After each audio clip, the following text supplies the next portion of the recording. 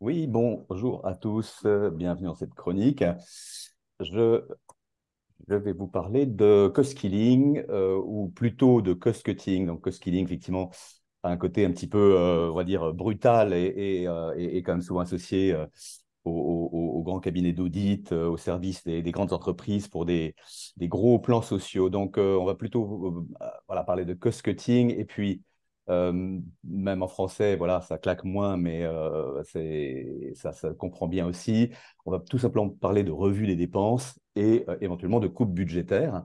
Bienvenue pour Euh, cette nouvelle édition des chroniques Melsion pour l'entrepreneur. Tous les vendredis à 10h30, on va parler de sujets qui concernent les entrepreneurs. il y a un certain nombre de choses qui vont paraître un petit peu évidentes, mais c'est quand même intéressant d'y revenir et puis de concentrer un petit peu une réflexion sur ces sujets-là. Bon, beaucoup d'entreprises sont globalement bien gérées, mais il y a des exceptions. Il y a certains entrepreneurs qui peuvent avoir une certaine phobie administrative. Il peut y avoir euh, des cas, effectivement, où l'entrepreneur est le nez dans le guidon et où il va s'occuper d'énormément de choses pour développer son entreprise, mais pas forcément du détail de ses dépenses. Et il faut quand même être attentif, faire attention dans ce domaine-là aussi, à ne pas avoir de démarches trop simplistes qui peuvent être finalement beaucoup plus destructrices.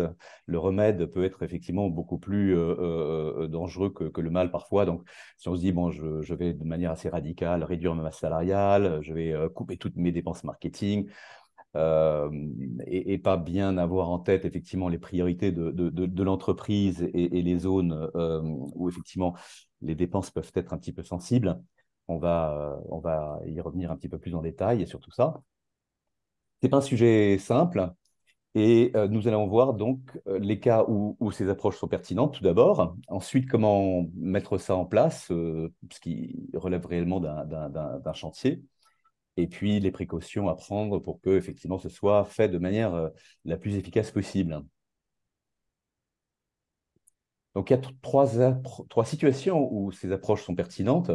On va passer de la plus dramatique, entre guillemets, à la plus banale. Donc les cas où effectivement l'entreprise voit sa trésorerie se détériorer, le cas, bah, tout simplement, où la stratégie de l'entreprise a évolué, il va falloir s'adapter à un nouveau contexte et à un nouveau fonctionnement. Et enfin, tout simplement, bah, l'hygiène, on va dire, normale, habituelle de l'entreprise. Donc, c'est ces trois situations où la démarche peut avoir une utilité voilà, plus ou moins importante et qu'on va aussi détailler.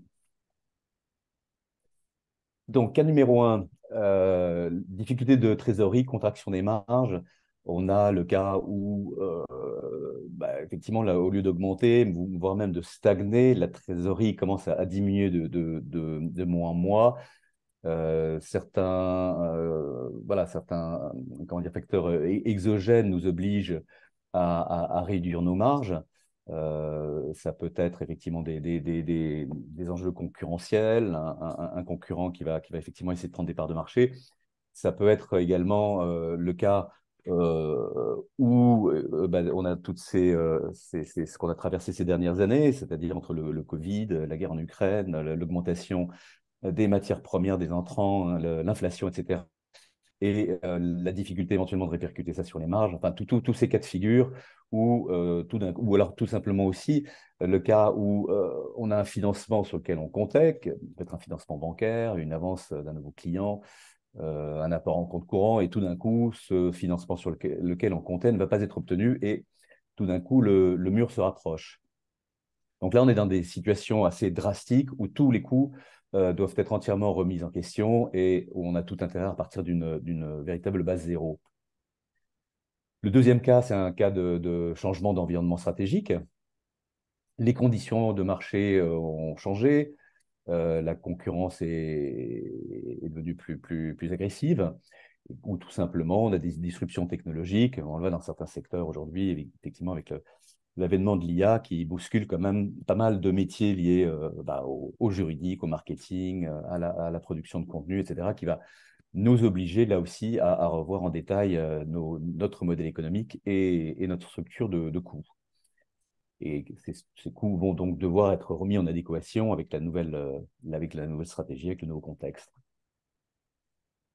Voilà, ou tout simplement d'autres évolutions stratégiques qui peuvent être associées à développement de nouvelles activités, ou la fermeture d'activités, un pivot stratégique. À chaque fois, ça va nous amener aussi à nous adapter. Enfin, un troisième cas, c'est tout simplement l'hygiène de base de l'entrepreneur.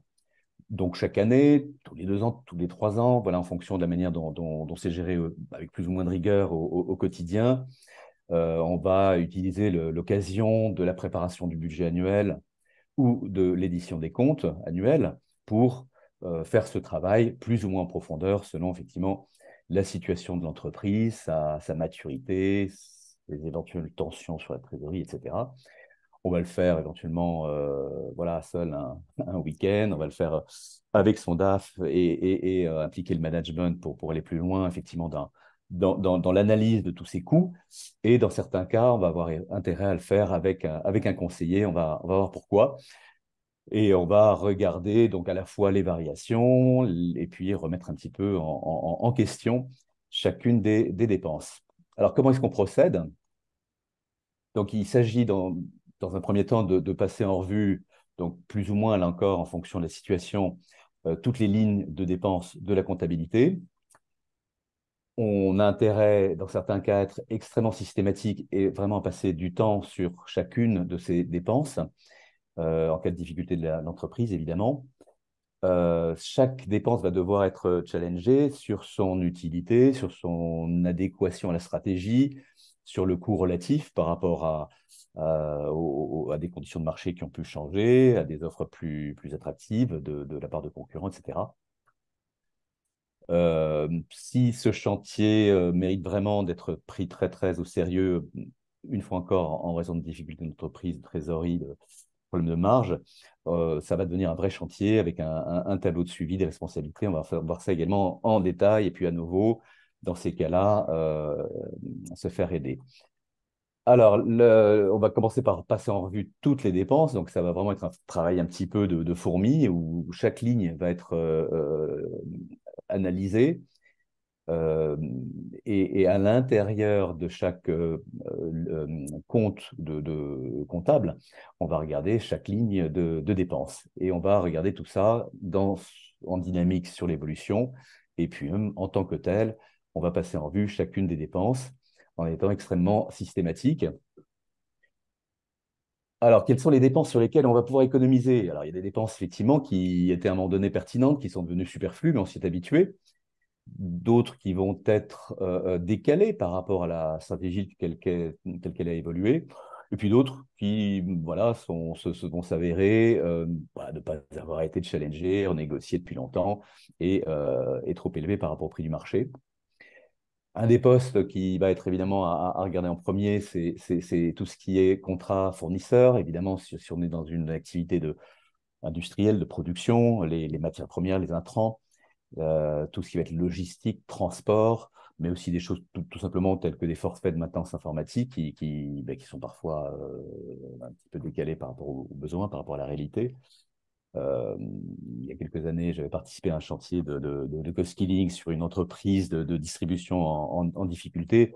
Et effectivement, en creusant tous ces aspects de logistique, d'entrepôt, de transport, on avait vu qu'il y avait d'économie qui était extrêmement important, qui avait permis de gagner du temps pour effectivement permettre de gagner du temps en faisant des économies, en prévision d'une procédure de sauvegarde, d'un redressement et puis d'un rachat à la barre par un nouvel actionnaire. Et donc, ça a permis finalement à la boîte de gagner voilà, ce qu'il fallait de trésorerie et de temps pour pouvoir être reprise de manière viable. Les dépenses marketing, ça c'est un bon poste aussi. Quel est le ROI de chacune de nos dépenses?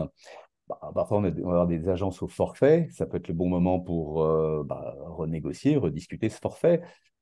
Et si ce n'est pas forcément en baisser le coût, mais peut-être y intégrer des choses plus adéquates par rapport à l'évolution de l'entreprise. Et puis, on le sait tous, il peut y avoir aussi une usure des relations dans le business. où voilà, le prestataire va s'habituer à un certain confort et à une certaine rente. Et ça peut être aussi l'occasion de redynamiser ces relations ou de les remettre en question si nécessaire. Il y a aussi des prestations qu'on n'utilise pas ou peu ou mal. Il y a des abonnements, des revues, il y a des bases de données auxquelles on peut être abonné, des prestataires que l'on sous-utilise dans le domaine juridique, pour ne stigmatiser personne, mais dans le domaine comptable aussi, dans le domaine des conseils en général. Moi, j'ai l'exemple de SVP, qui est une société qui fournit de l'information par téléphone à plusieurs milliers de clients. J'avais dirigé un département il y a quelques années. Donc, c'est un modèle économique par abonnement forfaitaire qui était assez étonnant, puisqu'on avait à peu près la moitié des clients, 7000 clients à l'époque, qui surutilisaient le service, pendant que l'autre moitié sous-utilisait le service. Donc, en fait, on en a qui payent pour d'autres. Et dans ces milliers d'utilisateurs, certains ne l'utilisaient pas du tout et avaient donc cette ligne de coûts qui se répercutait chaque année, qui se retrouvait dans la comptabilité. Et donc, personne ne se posait plus la question de savoir à quoi ça servait. Alors, SVP, est-ce que c'était une taxe voilà, à laquelle on s'était habitué, une cotisation? Personne n'en savait absolument rien. Donc, il peut y avoir, bon, pour des entreprises un peu plus importantes, effectivement des coûts comme ça qui n'ont plus aucune raison d'être. Il y a des dépenses structurelles qui peuvent être évitées, réduites. J'ai le cas d'une entreprise que j'accompagne qui a racheté deux agences qui sont restées des filiales et qui, en n'étant pas intégrées, nécessitaient chaque année des coûts de commissariat aux comptes qui auraient pu être parfaitement évités si assez rapidement ces filiales avaient été intégrées. Ensuite, on peut avoir des locaux qui sont devenus trop grands, trop chers. Il y a énormément de choses qui peuvent être comme ça, challengées, remises en cause et réétudiées. Et on s'aperçoit qu'il y a des gisements d'économie souvent assez substantiels. Alors, il y a un poste qui effectivement est assez touchy, qui demande une attention particulière, notamment en cas de difficultés majeures, si vraiment il y a des économies à faire. Ça va être les voyages, invitations, réceptions, avantages en nature, etc., qui font souvent aussi partie du statut du ou des dirigeants. Et donc là, effectivement, il y avait eu des moments assez pénibles, enfin assez difficiles, délicats avec un client. On s'était retrouvé en situation, l'entreprise était en difficulté, de passer en revue tous ces frais du patron fondateur devant sa chef comptable et effectivement à rediscuter de ses budgets de réception, de voyage, et y compris du modèle de voiture. Voilà, parfois, certaines situations dans l'entreprise obligent malheureusement à aller très très loin dans le détail de ce qui va pouvoir faire l'objet d'économies. Et puis, d'une manière plus générale, on va pouvoir se poser la question pas seulement des coûts constatés année après année, mais également de ceux qu'on veut engager sur les embauches prévues. Est-ce qu'on ne pourrait pas fonctionner différemment, réorganiser l'entreprise, rationaliser certaines tâches, certains process, favoriser la promotion interne, voilà, faire bouger un peu les lignes, plutôt que de vouloir additionner les recrutements et les embauches.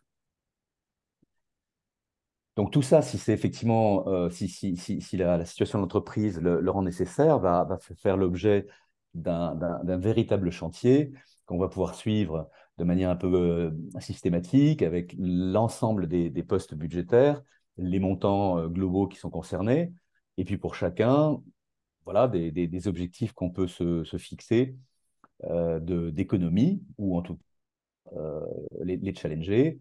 Et on va donc définir des responsabilités pour chacun de ces postes, pour faire refaire des devis, pour renégocier avec les prestataires, des échéances, etc. etc. Et on va pouvoir lister au bout du compte les gains réalisés et qui vont venir s'additionner. On va voir que au bout du compte, si on additionne tout ça, on peut arriver effectivement à de véritables plans d'économie. Alors, il y a un certain nombre de précautions à prendre. Donc, effectivement, éviter la pensée magique, les solutions simplistes, les mesures un peu radicales, où on va se dire, tiens, on va réduire de 20% la masse salariale et donc les effectifs. Des mesures qui pourraient être prises un peu dans l'affolement à l'emporte-pièce et qui risqueraient de priver les équipes des moyens de travailler. et de continuer à développer l'entreprise. Et puis attention au goulot d'étranglement. Pour ceux qui suivent les chroniques Melchion et qui sont habitués donc, à nos approches, notamment de la théorie des contraintes selon Goldratt, c'est attention au goulot d'étranglement. Dans chaque entreprise, on va trouver un goulot d'étranglement quelque part. Est-ce que ça va être quelque part dans la chaîne de production? Est-ce que ça va être dans les entrants au niveau des fournisseurs? Est-ce que ça va être sur la conquête de nouveaux clients? Attention à ne pas faire d'économie sur ce goulot d'étranglement, au risque d'étrangler encore un peu plus l'entreprise. Et voilà, ben, pour conclure tout ça, c'est un exercice à faire idéalement régulièrement et pas seulement au pied du mur. L'idée, c'est d'en faire un vrai chantier, pas à passer comme ça vite fait en une heure les postes en revue, mais d'aller vraiment au fond des choses. Si possible, se faire aider par un œil extérieur. Bah, pourquoi? Parce que l'entreprise a ses habitudes. Qui dit habitude dit aussi une certaine forme d'inertie, voire de confort. Et donc, il y a des lignes qu'on ne va même pas regarder quand on va les passer en vue, tellement voilà, le regard s'est habitué à les avoir dans la comptabilité. Alors qu'avec un regard extérieur, habitué à aussi à de nombreuses autres entreprises, à d'autres structures de coûts, etc., va effectivement les aborder et nous aider, nous entrepreneurs, à les examiner avec un œil beaucoup plus critique et nous aider à les challenger. Et enfin, donc faire un suivi chiffré du chantier. Et voilà, pour conclure, ce qu'on peut dire, c'est qu'un exercice extrêmement gratifiant parce que si les dépenses sont récurrentes, en faisant cet exercice, on s'aperçoit que les économies le sont aussi et qu'on va pouvoir en bénéficier année après année de ce travail. Voilà, merci de votre attention et puis n'hésitez pas si vous avez des questions. Merci, Michael, de nous emmener sur cette question qui est un sujet qu'on a chez beaucoup de clients en ce moment. Évidemment, c'est lié à la situation qui s'est beaucoup tendue dans beaucoup de secteurs.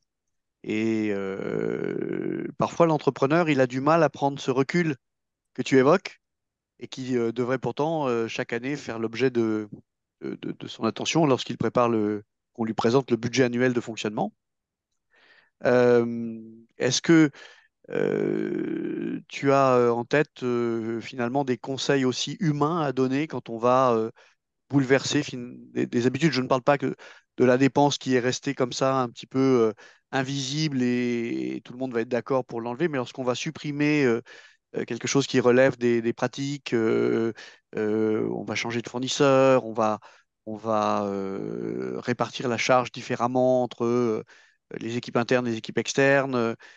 Quelle serait la bonne approche dans cette finalement conduite du changement visant à faire des économies budgétaires? Ça va dépendre aussi du contexte dans lequel on se situe. C'est vrai que dans des cas d'urgence où effectivement le mur va se rapprocher de mois en mois et se rapprocher très vite, on ne va pas forcément y aller avec des pincettes. Si on est plus dans un cas voilà, d'hygiène habituelle d'entreprise ou d'adaptation à des changements stratégiques, il va être intéressant évidemment d'embarquer les équipes et pas de prendre les décisions comme ça à l'emporte-pièce sans les consulter. Mais je dirais que vis-à-vis des équipes, des managers et même de l'ensemble des équipes, de montrer des dépenses, qu'on les a à l'œil, que je dirais une certaine sobriété fait partie de la culture de l'entreprise, va donner un bon exemple pour chacun, pour effectivement faire attention, chacun à son niveau, en étant conscient qu'effectivement, l'argent qui est mal utilisé, si on peut tout à fait le réallouer aussi de manière beaucoup plus intelligente dans le développement de l'entreprise, dans des augmentations de salaire, dans aussi, pourquoi pas, un séminaire qui va permettre voilà, de redonner une dynamique d'équipe, etc. Bon, alors le mouvement, la réaction tout un chacun va être plutôt défensif. Ah non, non, non, ça c'est ce prestataire, on ne peut pas y toucher, il est très bien, etc. Mais voilà, entrer en discussion en invitant à réfléchir aux choses, à dire bah, oui, effectivement, ça fait maintenant 5 ans qu'on travaille avec lui. Chaque année, il nous augmente un petit peu ses tarifs. C'est peut-être l'occasion d'avoir une discussion. Parfait. Donc, de l'explication, de la pédagogie, et puis de l'intelligence collective. Voilà, et puis montrer que tout ça va dans le sens de l'intérêt global et que c'est pas forcément pour augmenter les profits, ça peut être pour réallouer plus intelligemment l'argent pour le développement ou le bien-être de ses salariés.